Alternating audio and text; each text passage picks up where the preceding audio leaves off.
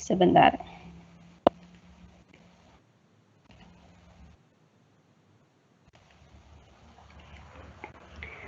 Ya, selamat pagi Bapak Ibu. Kami ucapkan terima kasih telah bergabung pada sesi webinar pagi hari ini.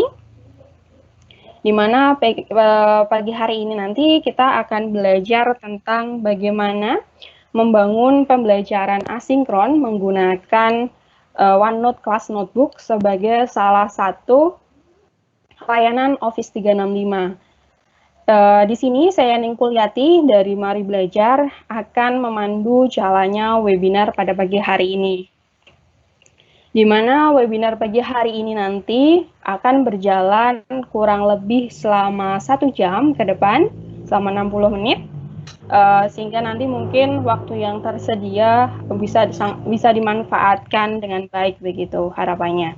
Sehingga ketika Bapak Ibu nanti ada kesulitan atau kurang paham begitu dengan yang disampaikan oleh pembicara, Bapak Ibu nanti dapat langsung menyampaikan pertanyaannya di kolom chat ataupun kami rekomendasi sekali untuk menggunakan fitur kapan saja begitu, sehingga nanti tidak ada suara tumpang tindih yang muncul di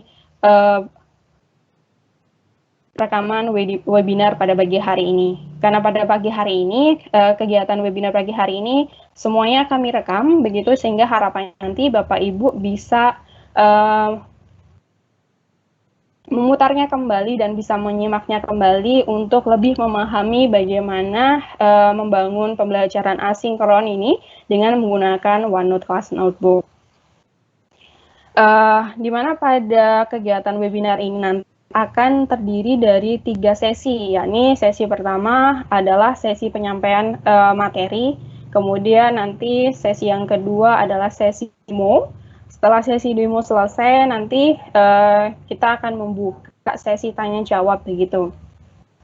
Nah, mungkin ketika Bapak Ibu pada saat menyimak langsung menemukan pertanyaan terkait OneNote Class Notebook ini atau terkait penjelasan yang disampaikan oleh pembicara, nanti Bapak Ibu dapat langsung menyampaikan pertanyaannya di kolom percakapan, sehingga nanti akan coba kami bantu review satu persatu pertanyaannya. Dan pada kesempatan kali ini, nanti materi akan disampaikan oleh Mas Rinaldi, yang sudah memiliki Certified Microsoft Certified Educator, yang istilahnya sudah memiliki pengalaman dalam penerapan pembelajaran menggunakan teknologi Microsoft, utamanya dengan penggunaan Office 365 ini. Karena seperti yang kita tahu bahwa Office 365 memiliki beragam layanan yang dapat digunakan secara terintegrasi untuk menghadirkan pembelajaran yang lebih interaktif, kolaboratif, begitu, yang pada akhirnya nanti Bapak Ibu dapat meningkatkan keluaran pembelajaran. Baik Bapak Ibu, untuk menyingkat waktu pada pagi hari ini, langsung saja saya persilahkan kepada Mas Rinaldi untuk mulai menyampaikan sesi webinar pada pagi hari ini. Silahkan Mas Rinaldi. Cek, apakah suara saya bisa dengar? Terdengar Mas Rinaldi. Oke, baik. Bismillahirrahmanirrahim. Assalamualaikum warahmatullahi wabarakatuh. Selamat pagi dan salam sejahtera buat semua Bapak Ibu sekalian, para pengajar, pendidik yang ada di seluruh Indonesia. Pada pagi kali ini kita akan coba membahas sebuah tajuk yang berjudul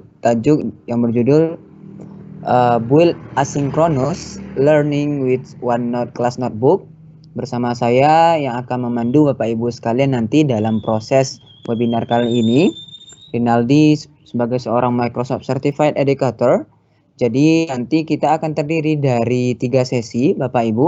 Yang pertama, sesi yang pertama yakninya sesi materi. Nanti akan saya perkenalkan apa itu OneNote Class Notebook. Setelah itu nanti akan ada sesi yang kedua, sesi demo sekitar 45 menit. Dan nanti ada sesi tanya jawab seperti itu. Jadi nanti silakan Bapak Ibu sekalian, jika ada yang belum paham atau misalnya kurang dengan penjelasan saya, bisa nanti Bapak Ibu tanyakan di kolom chat ataupun nanti bisa menggunakan mikrofon. Tapi seperti yang dibilang oleh moderator tadi, sangat disarankan untuk menggunakan kolom chat seperti itu. Baik, kita mulai saja. Jadi sebelum kita masuk bagaimana dan apa itu OneNote Class Notebook, saya ingin menyamakan persepsi antara saya dengan Bapak Ibu sekalian mengenai pembelajaran asinkron.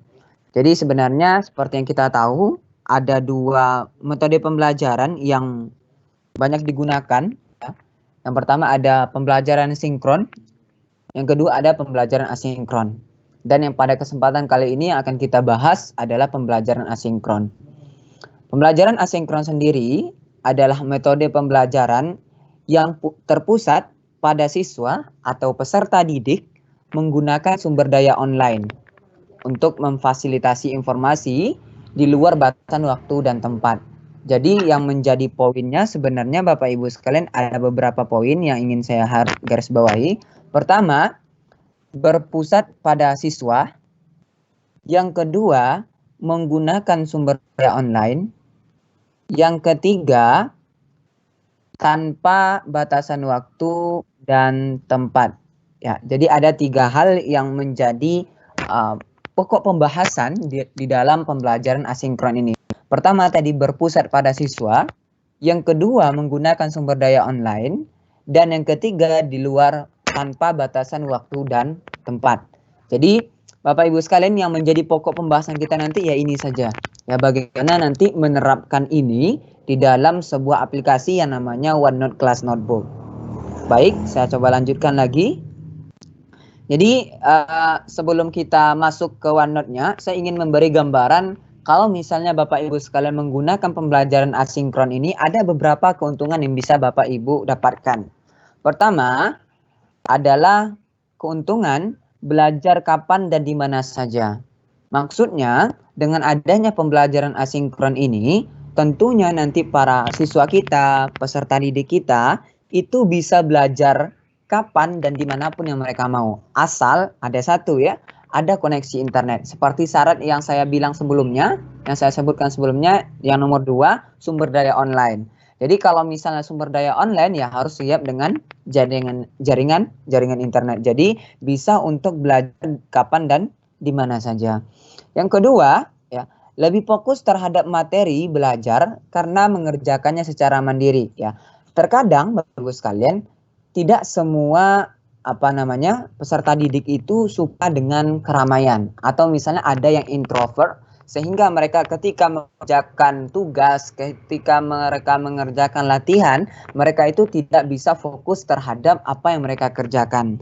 Jadi dengan adanya pembelajaran asinkron ini, siswa-siswa peserta didik yang dia itu kepribadiannya seperti itu, yang seperti saya jelaskan sebelum itu, mereka akan lebih fokus terhadap materi belajar yang diberikan kepada mereka. Sehingga nanti luaran pembelajaran yang didapatkan juga akan lebih tinggi.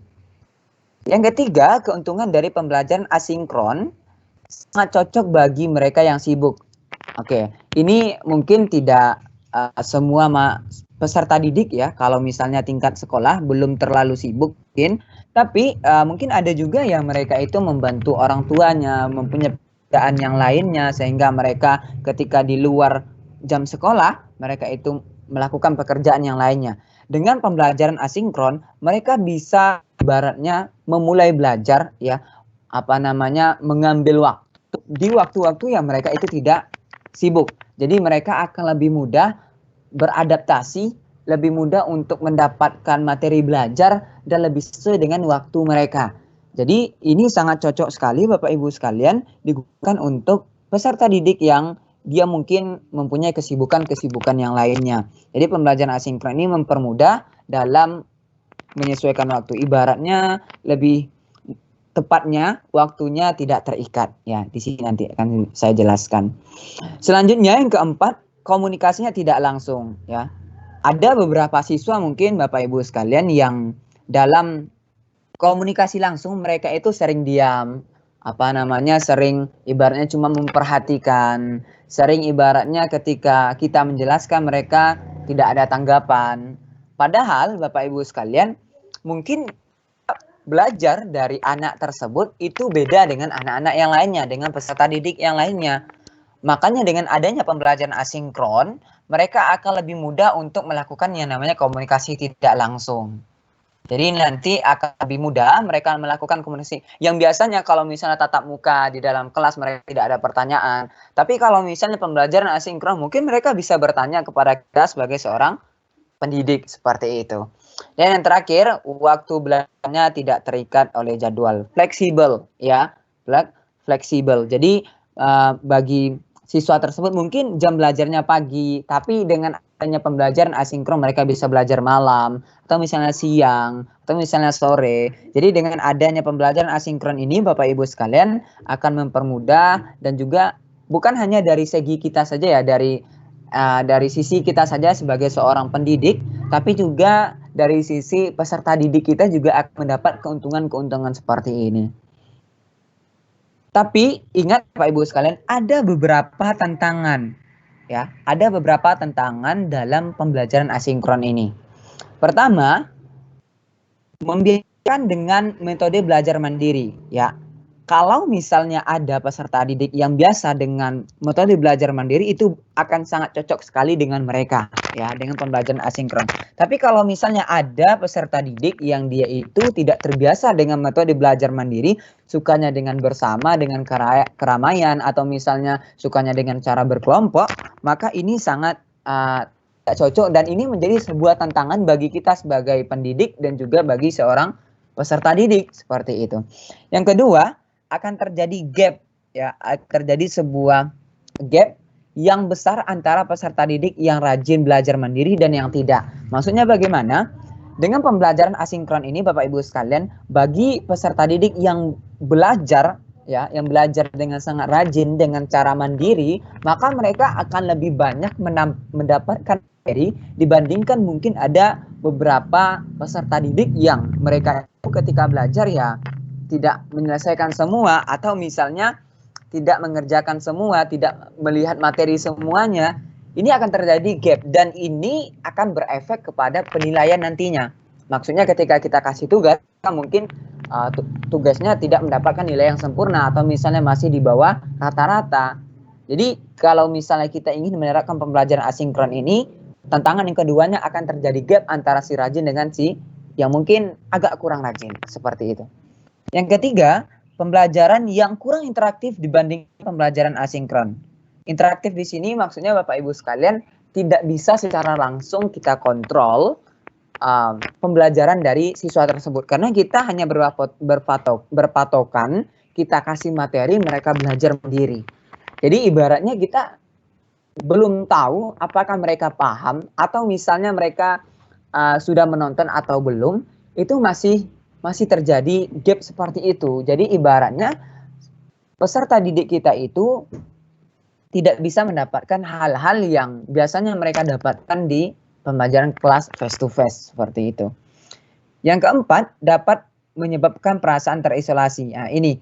Jadi dapat menyebabkan perasaan terisolasi di sini maksudnya ada peserta didik yang terbiasa belajar dengan cara berkelompok tadi, ketika dia mengerjakan dengan sendiri, maka ada perasaan, wah saya mengerjakannya sendiri. Ya, jadi ibaratnya dia merasakan bahwa ini kok saya hanya sendiri yang mengerjakan. Jadi ada perasaan-perasaan yang mungkin bagi peserta didik yang nggak suka dengan introvert, ya, misalnya ekstrovert mereka, maka lebih akan susah menyesuaikan diri mereka terhadap pembelajaran yang asinkron. Dan yang terakhir tantangannya Bapak Ibu sekalian, harus beradaptasi awal-awal penerapan. Maksudnya metode pembelajaran asinkron ini Bapak Ibu sekalian boleh kita bilang dengan metode pembelajaran yang daring, online. Jadi pembelajaran yang asinkron ini nanti akan sangat lebih butuh tenaga, butuh ekstra waktu dan tenaga untuk memahamkan kepada peserta didik, dan juga terutama bagi peserta didik ya, karena banyak sekali mungkin peserta didik yang belum terbiasa dengan penggunaan online seperti itu. Jadi nanti akan ada adaptasi ketika awal-awal penerapannya. Bapak Ibu sekalian, jadi untuk menerapkan pembelajaran asinkron tadi, kita akan menggunakan OneNote Class Notebook, ya. OneNote Class Notebook. Jadi ada tiga pokok di dalam OneNote Class Notebook. Pertama ada collaboration space, yang kedua ada content library, yang ketiga ada student notebook. Nanti mungkin ada yang pakai bahasa Indonesia. Pertama ada ruang kolaborasi, yang kedua ada konten pustaka, yang ketiga ada buku catatan siswa. Yang pertama kita bahas student notebook, ya. Student notebook di sini maksudnya Bapak Ibu sekalian adalah ruang untuk peserta didik melakukan catatan digitalnya masing-masing. Jadi contohnya kayak gini. Ada di dalam sebuah kelas itu nanti kita buat kelas online-nya, ya, kita buat kelas online-nya. Di sana nanti ada mungkin peserta didiknya 30 orang. Jadi setiap peserta didik secara otomatis akan mendapatkan buku digitalnya masing-masing.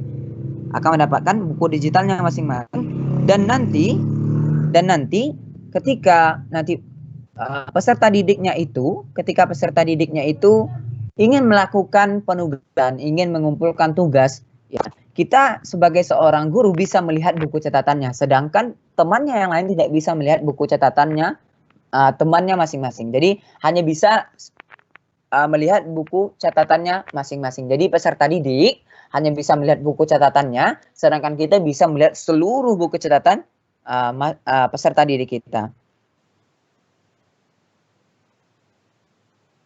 Ntar saya cek apakah suara saya memang putus-putus. Baik, saya coba lanjutkan lagi. Yang kedua ada content library. Content library di sini Bapak Ibu sekalian adalah tempat untuk kita bagi seorang pendidik untuk mendistribusikan soal kepada peserta didik. Jadi soal-soal kita, materi-materi belajar kita nanti akan kita simpan di sini. Ya, akan kita simpan di sini dan peserta didik nggak bisa untuk ibaratnya menghapusnya. Ya, nggak bisa menghapus, cuma bisa melihatnya saja seperti itu. Yang selanjutnya, ya, ada collaboration space.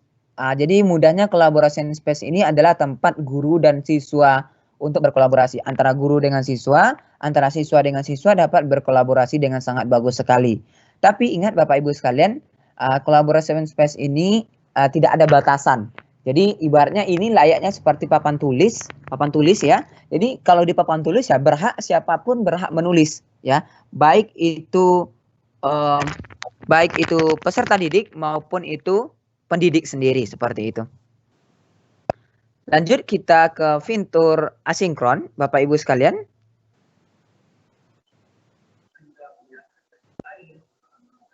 Bagi Bapak Ibu sekalian yang mungkin kurang dalam penjelasan saya atau misalnya putus-putus, kemungkinan besar itu adalah jaringannya. Ya, kemungkinan besar itu adalah jaringan Bapak Ibu sekalian yang memang kurang bagus, jadi terjadi putus-putus seperti itu. Jadi suara saya kelihatan putus-putus seperti itu. Karena di tempat yang lain masih bagus, ya. Baik, saya lanjutkan. Ada yang selanjutnya fitur asinkron di OneNote Class Notebook. Pertama kita bahas fiturnya. Ada yang pertama content library. Content library ini adalah buku catatan peserta didik untuk mendistribusikan ujian, tugas atau materi, ya. Jadi nanti kita sebagai peserta didik bisa nanti mendistribusikan soal, tugas, materi belajar semuanya kepada peserta didik, ya. Selanjutnya hanya bisa dibaca atau menyalin konten saja, jadi nggak bisa dihapus, ya. Jadi di bagian kedua ini nanti di content library ini nggak bisa peserta didik kita untuk menghapus ataupun mengedit, ya. Dan yang selanjutnya berfungsi untuk pustaka konten tentunya, ya. Jadi untuk penyimpanan kita layaknya seperti library kita, ya, seperti library masing-masing.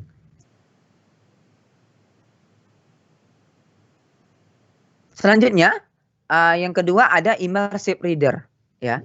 Yang kedua ada immersive reader. Jadi immersive reader ini bisa digunakan untuk pengucapan suatu kata. Contohnya, jadi ada kata bahasa Inggris, nanti mungkin peserta didik kita tidak paham dengan bagaimana cara pengucapannya.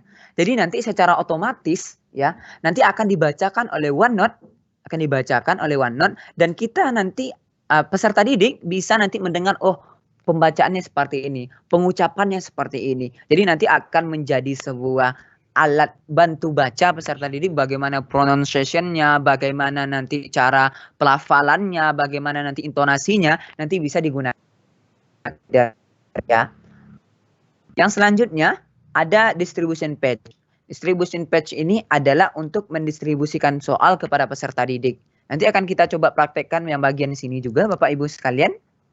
Yang keempat ada student work. Maksudnya kita bisa melihat hasil pekerjaan siswa kita, apakah sudah dikerjakan ya. Nanti kita juga bisa memberikan penilaian di sana ya. Jadi nanti kita kirimkan soal kepada siswa dan siswa menjawabnya seperti itu.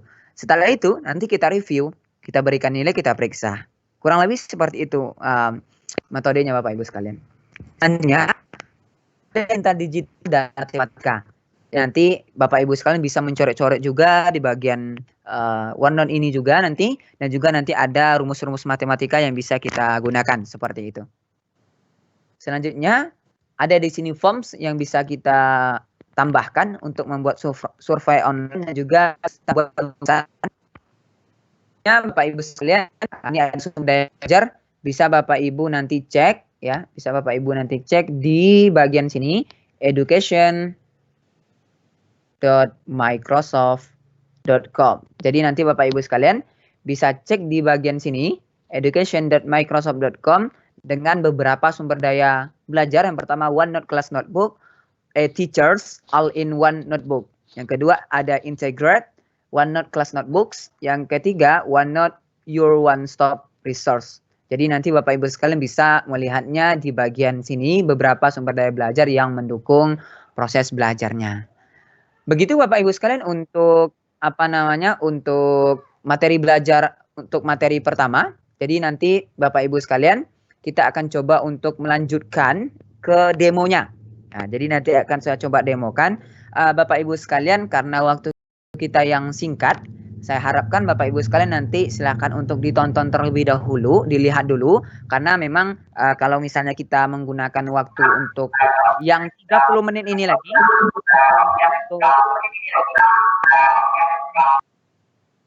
bentar ya, saya mute. Jadi kalau misalnya kita gunakan waktu yang singkat ini untuk kegiatan praktek secara keseluruhan itu sangat tidak efektif untuk waktu 5 menit ini.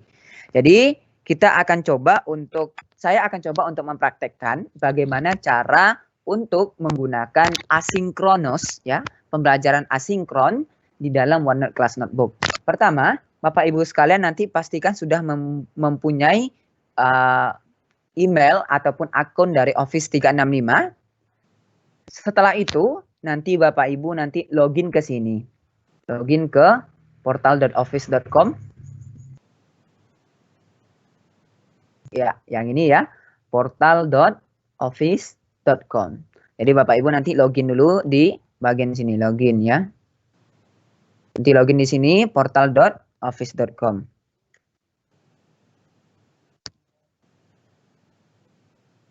Ya, jadi kalau misalnya sudah login nanti, jadi nanti ada muncul halaman login, sign in. Jadi nanti ketika Bapak Ibu sekalian ketikkan portal.office.com, nanti di enter. Setelah itu nanti diminta untuk memasukkan passwordnya ya, password emailnya. Setelah itu nanti Bapak Ibu sekalian masukkan passwordnya dan akan muncul tampilannya seperti ini. Oh ya Bapak Ibu sekalian, sekedar informasi nanti akan diumumkan juga, mungkin Bapak Ibu sekalian mau menerapkan Office 365 ini di sekolah masing-masing, nanti mungkin akan diumumkan oleh Mbak Ning seperti itu ya. Saya lanjutkan. Bapak Ibu sekalian, ini adalah halaman awal dari portal.office.com. Karena yang kita gunakan nanti adalah OneNote Class Notebook ya, yang ini ya, OneNote Class Notebook. Silakan saya klik OneNote Class Notebook. Ya, ada 4 pilihan. Ada membuat kelas notebooknya, membuat catatan kelas ya. Ada add atau remove student. Ada add or remove teachers. Ada manage book. Kalau misalnya Bapak Ibu sekalian belum pernah membuat buku catatan kelas, ya mudahnya buku catatan kelas itu buku catatan kita sebagai seorang guru dan juga buku catatan siswa kita itu ada. Jadi kita dan siswa itu dalam satu wadah, dalam satu lingkungan, dalam satu environment yang punya buku catatan masing-masing ya. Jadi tapi masih dalam satu tempat yang sama. Jadi kita bisa mengontrol catatan siswa kita. Bapak Ibu sekalian, kalau ingin membuat apa namanya buku catatannya, klik yang bagian ini, create a class notebook. Diklik. Oke, ini tampilan awalnya Bapak Ibu sekalian, kita diminta untuk mengisi beberapa hal yang penting. Pertama di sini ada what's the name of your class. Jadi dimintanya inginnya nama kelasnya apa. Contohnya Bapak Ibu sekalian seperti ini ya. Matematika kelas 8A. Contohnya kayak gitu. Matematika kelas 8A 2020 contohnya. Matematika semester genap aja. Semester seperti ini. Saya buat namanya Matematika kelas 8A semester genap tahun 2020. Jika sudah, pastikan namanya ini lebih bagus dan spesifik Bapak Ibu sekalian. Semakin spesifik itu akan semakin bagus namanya, ya. Akan lebih mudah juga untuk dipahami oleh para siswa kita. Klik next jika sudah mengisi nama kelasnya. Setelah itu nanti akan dijelaskan Anda akan mendapatkan collaboration space, akan mendapatkan content library, akan mendapatkan student notebook, ya. Ini sudah saya jelaskan tadi, nanti saya akan jelaskan lagi di kalau misalnya sudah jadi notebooknya. Saya klik next. Di sini give another teachers permission to use this class notebook. Kalau misalnya dalam satu kelas itu ada 2 guru nih Pak, Bu. Kalau misalnya ada 2 guru, Bapak Ibu bisa tambahkan nanti gurunya di sini. Tapi kalau misalnya nggak ada gurunya, cuma hanya ada 1 saja, maka Bapak Ibu sekalian nanti bisa untuk apa namanya mentiadakan atau misalnya skip di bagian sini, lewati saja. Jika sudah, saya anggap tidak ada guru lain, cuma ada saya klik next. Sekarang kita tambahkan siswanya. Saya coba tambahkan siswa saya, Bapak Ibu sekalian. Di sini saya coba tambahkan lagi.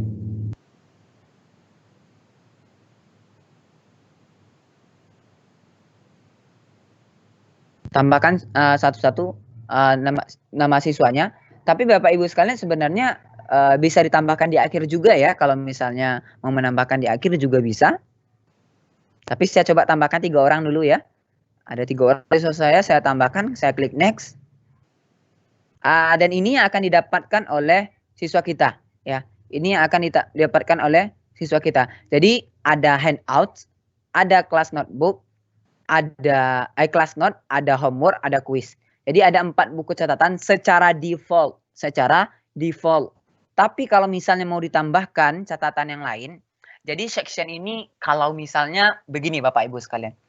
Jadi ini namanya section. Jadi ada section handout, ada bagian handout, ada section class note, ada bagian class note, ada bagian homework, ada bagian quiz. Jadi ibaratnya kalau misalnya Bapak Ibu sekalian pernah menggunakan binder, ya binder itu kan ada warna-warninya ya, ada warna-warni di setiap bindernya itu. Jadi biasanya kita itu menandai antara satu pembahasan dengan pembahasan yang lain itu nanti dengan warna di binder itu. Mudahnya seperti itu. Jadi section ini berfungsi untuk memisahkan antara satu pembahasan dengan pembahasan yang lain. Ini untuk handoutnya, ini untuk pembahasan buku catatannya, ini untuk pembahasan tugas rumahnya, ini untuk pembahasan kuisnya.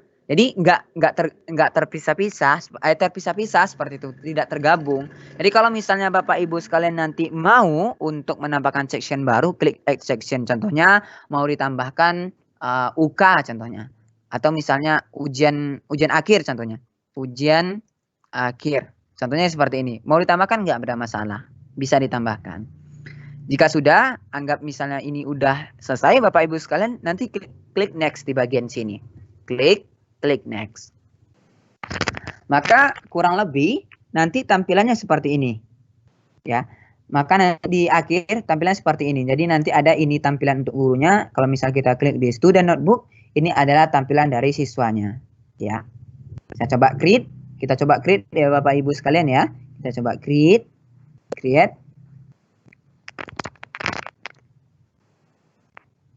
Ini butuh waktu untuk setup dulu dari OneNote Class Notebook-nya. Jadi nanti hasilnya seperti ini Bapak Ibu sekalian. Jadi hasilnya kita akan punya sebuah buku catatan kelas yang mana buku catatan kelas itu bisa diakses oleh peserta didik dan pendidik. Peserta didik hanya memiliki buku catatannya masing-masing. Dia tidak bisa melihat buku catatan teman-temannya. Sedangkan kita sebagai seorang pendidik, sebagai seorang guru, bisa melihat seluruh buku catatan siswa kita, apa saja mereka lakukan, apa saja mereka tulis, apa saja mereka kerjakan, kita bisa melihatnya. Dan juga kita sebagai seorang pendidik, kita bisa ibaratnya mempunyai sebuah library, mempunyai pustaka, yang mana di pustaka ini bisa kita simpan soal, bisa kita simpan materi belajar, bisa kita simpan nanti kuis, ujian, dan lain sebagainya, kita bisa menyimpan. Dan yang terakhir, kita mempunyai namanya ruang kolaborasi, layaknya seperti papan tulis. Jadi kita dan para peserta didik nanti bisa melakukan kolaborasi, bisa untuk menjawab bersama, ayo kerjakan soal ini, siapa yang bisa, nanti jawab semuanya di sana. Ya, setiap peserta didik jawab di sana bisa. Ya, jadi ibaratnya collaboration space itu adalah papan tulisnya. Sekarang jika muncul tampilan seperti ini, Bapak Ibu sekalian bisa punya dua opsi.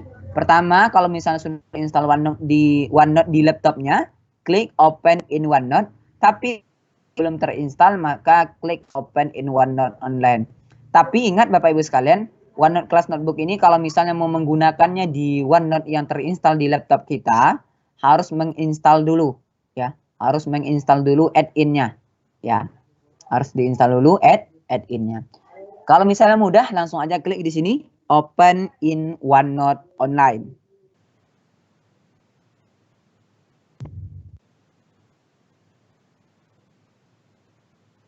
Ya, ini tampilan awalnya Bapak Ibu sekalian.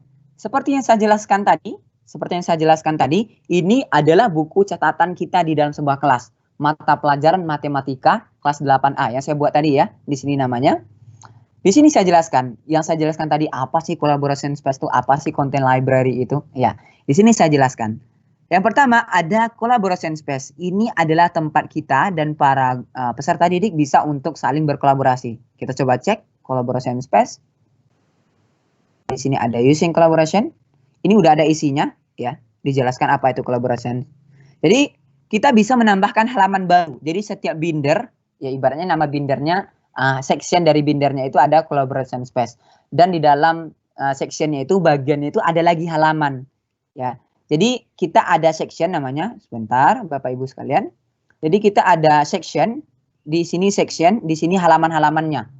Ya, jadi contohnya di sini saya tambahkan halaman baru. Contohnya di sini kolaborasi menjawab soal. Contohnya, saya buat pertanyaan di sini. 5 pertanyaan. 5 ditambah 8 sama dengan berapa? Contohnya seperti ini. Simpel sebenarnya Bapak Ibu sekalian. Kita buat pertanyaan seperti ini di collaboration space, di tempat kolaborasi siswa dengan kita. Nanti para siswa akan bisa menjawabnya di bagian sini. Jadi nanti siswa saya di mana? Siswa saya ini. Jadi ada 3 orang siswa saya. Pertama tadi ada Fatur Rahman Yudanto, kedua ada Nindi Kusmaningrum ini, yang ketiga ada Ning Kuliati. Karena kenapa ada 3 ini? Karena 3 orang ini saja tadi yang saya tambahkan. Jadi kalau misalnya nanti mau ditambahkan bisa. Ya, jadi kita coba nanti praktekkan. Jadi ketika saya tambahkan seperti ini, pertanyaan 5 tambah 8 berapa? Nanti para siswa langsung bisa jawab di bagian sini. Contohnya dia mau jawab dengan cara di sini ada gambar ya. Ada tab gambar. Nanti dia bisa langsung coret-coret seperti ini. Dia mau coret-coret bisa. Dia bikin seperti ini. 12 Bu, ya. 12 seperti itu. Dia orang lain nanti bisa juga untuk jawab seperti itu. Ini siswa yang pertama, nanti ada siswa lagi yang jawab misalnya 13 Bu, 13 seperti itu. Atau misalnya 14 Bu, 14 seperti itu. Jadi ini ibaratnya papan tulisnya semua, dan siapa yang menulis di sini ini akan terlihat. Akan terlihat. Jadi yang nulis 14 ini siapa, yang nulis 12 ini siapa, yang nulis 13 ini siapa. Terlihat, terbaca oleh gurunya. Nah, ini karena saya sendiri yang menulis ya. Jadi Ya, yang terlihat cuma saya sendiri. Baik, Bapak Ibu sekalian, ini untuk ruang kolaborasi. Collaboration space. Yang selanjutnya saya akan jelaskan tentang content library. Content library. Silakan saya coba klik ya, content library. Di content library ini Bapak Ibu sekalian, ini adalah tempat untuk kita sebagai seorang pendidik, sebagai seorang guru untuk menyimpan soal, untuk menyimpan materi belajar, untuk menyimpan yang berkenaan dengan proses pembelajaran. Di sini saya sudah buatkan tadi soal.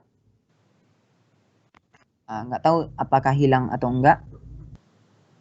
Oh, hilang ternyata. Sebentar. Iya, sepertinya hilang. Oke, baik. Jadi di sini contohnya saya coba contohkan Bapak Ibu sekalian. Soal matematika SMP kelas 8.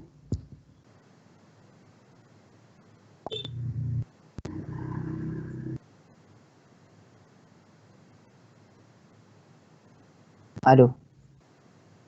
Sorry. Kita lanjutkan saja. Coba saya coba cari di sini soal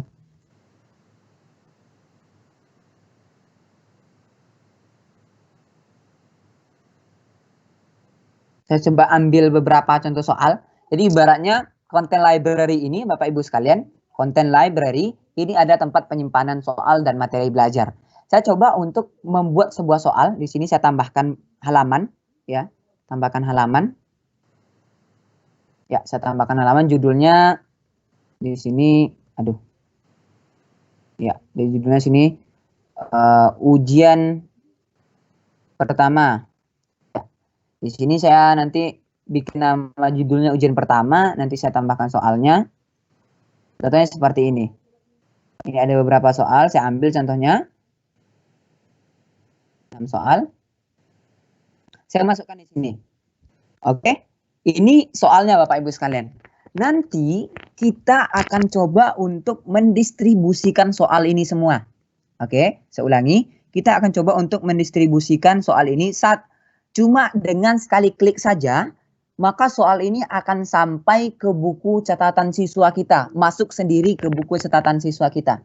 Ya, bagusnya seperti itu. Jadi kita cuma sekali klik, soal langsung sampai ke peserta didik kita semuanya. Jadi nanti mereka tinggal jawab, dan kita langsung bisa mengoreksinya seperti itu.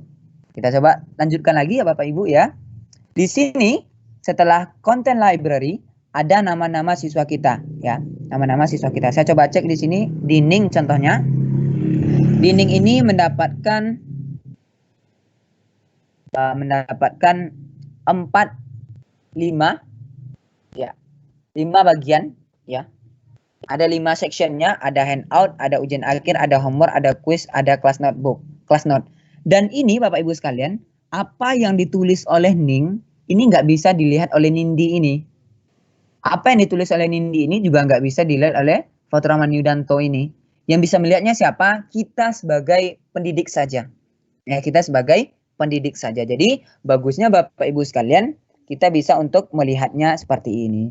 Selanjutnya, tadi yang kita bahas ada dengan cara immersive reader ya. Contohnya di sini.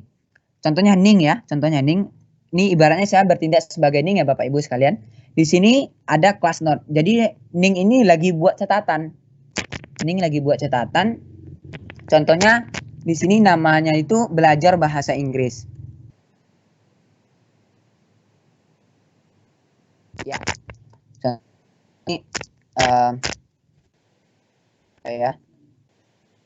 ya, contohnya di sini kita cari teks bahasa Inggris ya. Sedikit saja deh.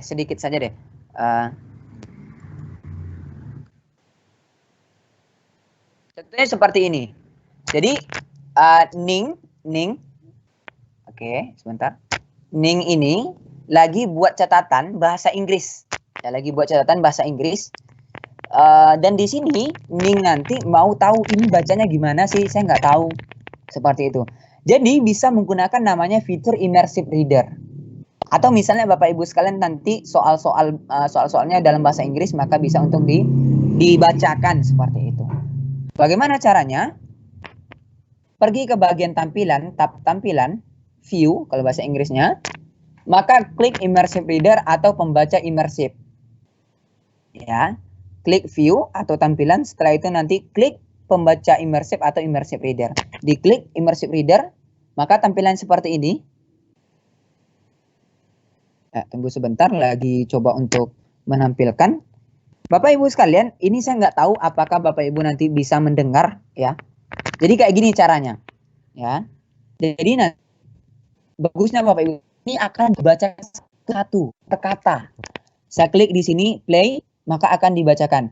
This is my car. Nah, saya tahu apakah di Bapak Ibu dengar ya, karena kalau di kedengaran ya, karena kita kan lagi meeting ya, lagi video conference, kemungkinan besar tidak terdengar jelas seperti itu.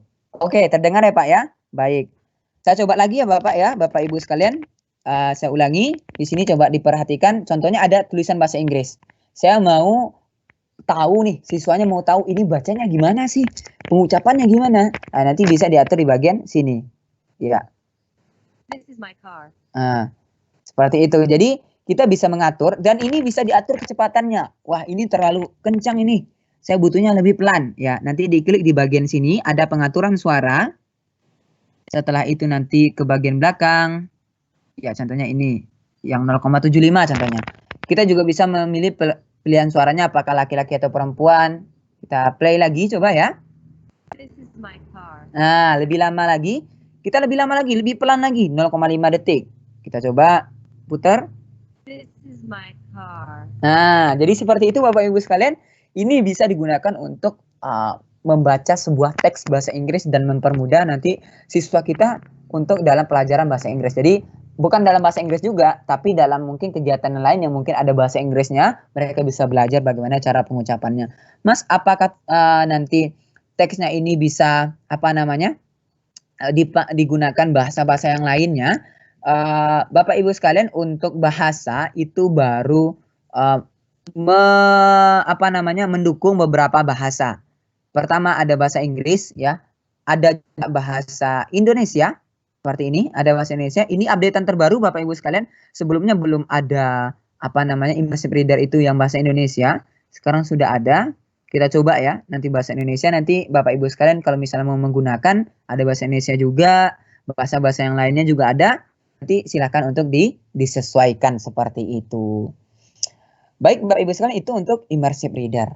Sekarang Bapak Ibu sekalian, kita coba untuk praktek tadi udah saya jelaskan di bagian sini. Kalau misalnya kita ada untuk distribution page ya, distribution page. Sebelum itu nanti saya coba untuk bahas tinta digital dulu. Ya. Bahasa Arab ada. Ya, bahasa Arab ada Bapak Ibu sekalian. Kalau misalnya bahasa Arab juga ada. Jadi kalau misalnya ada yang bertanya ini, bahasa Arab ada ya? Ada. Bahasa Arabnya juga ada. Jadi nanti bisa untuk belajar bahasa Arab. Kapan lagi bisa belajar pengucapan secara langsung ya. Dan ini gratis seperti itu Bapak Ibu sekalian ya. Selanjutnya kita coba untuk menggunakan fitur gambar. Ya, fitur gambar. Di sini contohnya seperti ini. Jadi bagusnya Bapak Ibu sekalian, ini bisa digunakan untuk belajar matematika juga ya. Jadi di sini ada warna tintanya, contohnya kita pilih penanya ini. Bagus tentunya. Mau dicoret-coret ya. Atau misalnya mau membuat rumus matematika. Tadi ada soal 5 tambah 8 ya. Kita coba di sini tulis 5 ditambah 8 sama dengan berapa? Kita nggak tahu contohnya. Kita bisa menggunakan fitur baru dari OneNote Class Notebook, namanya fitur matematika. Fitur matematika ini akan bisa mencari hasilnya langsung. Nah, ini bagus nih buat guru-guru matematika ya. Jadi caranya bagaimana? Nanti di-select dulu semuanya yang mau dicari. Contohnya ini ya 5 tambah 8. Di sini di bagian gambar, diklik yang ini. Pilihan mark yang ini. Yang tanda persegi ini dipilih. Terus seperti ini, di-select, dipilih. Maka setelah ini kita klik matematika. Maka dia akan mencoba mencari hasilnya. Ya, seperti ini. Nah, ini akan muncul. 5 tambah 8 sama dengan, ya, pilih tindakan, ya. Apakah evaluasi, pembulatan ke bawah, seperti itu. Nanti bisa dilakukan seperti ini contohnya. Ya, maka akan muncul hasilnya 13. Akan muncul hasilnya 13. Mas, itu kan mudah sekali soalnya. Bapak Ibu sekalian, kalau misalnya mau menggunakan sin, tan, kosinus juga bisa. Ya, jadi kalau misalnya yang guru-guru matematika yang menggunakan sin, tan, cos dan lain sebagainya itu juga bisa menggunakan ini, ya. Dan ini bisa juga kita kita cari bagaimana nanti untuk kalau misalnya mau bikin soal baru, ya, bikin soal barunya, bagaimana untuk faktornya, ya. Jadi seperti itu Bapak Ibu sekalian. Jadi kita bisa untuk menggunakan OneNote Notebook ini untuk pembelajaran yang lebih bagus lagi seperti itu. Selanjutnya ada, ya. Baik Bapak Ibu sekalian, ini untuk yang menggunakan fitur matematika. Jadi kalau misalnya mau menggunakan sin, tan, cos juga bisa ya, kalau misalnya guru matematika. Jadi selanjutnya kita coba untuk menggunakan fitur lainnya, ya, namanya fitur forms. Jadi Bapak Ibu sekalian bisa mengakses forms di bagian sini. Oke, coba cek dulu. Atau jangan-jangan tidak disediakan di fitur yang webnya. Ada ya. Saya contohkan, saya buat ujian kedua contohnya. Saya buat ujian kedua di content library. Karena content library apa? Tempat penyimpanan guru. Saya klik forms. Di sini ada disisipkan, Bapak Ibu sekalian, di insert, disisipkan, terus pilih forms. Nanti kita buat soal. Ya, kita buat soal. Sign in.